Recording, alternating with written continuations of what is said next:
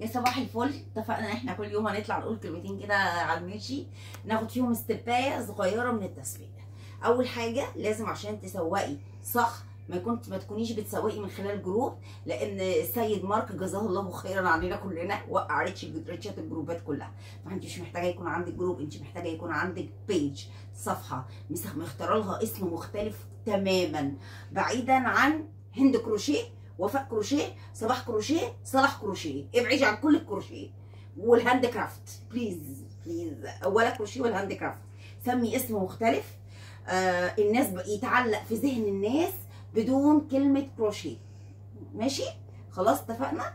بعد كده تبداي تدعي ناس كتير لللايك بالصفحه. يا ريت الناس دول ما يكونش لهم علاقه بالمنافسين، يعني ما تروحيش تحطي البيج في صفحه تسعير وتقولي يلا يا جماعه بليز ارجوكم شجعوني. لا والله دول هيوقعوا لك الريتش. خدوا بالكم من النقطه دي. يعني ابدأي ارفعي شغل واحده واحده. الريلز مهمه جدا، شغلك على الواقع. المهم تكوني بتعملي الحاجه صح، بتصوريها حلوه قوي، اضاءه نهار قويه عشان تطلع الحاجه شكلها حلو. ودي اول نقطه، لازم نبدا التسويق بتاعنا من بيج. اوكي، بكره هاجي لكم تاني اقول لكم ايه الخطوه اللي بعد كده.